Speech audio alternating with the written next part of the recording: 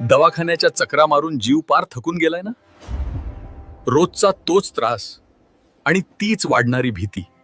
आपल्याच माणसाला असं डोळ्यांसमोर तडफडताना बघून आतून किती तुटलायस हे मला माहितीये बाळा.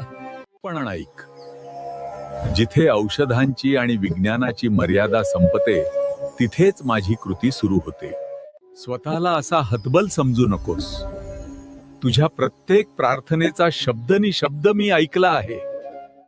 हे आजारपणाचं आणि दुःखाचं सावट मी आता दूर करत आहे.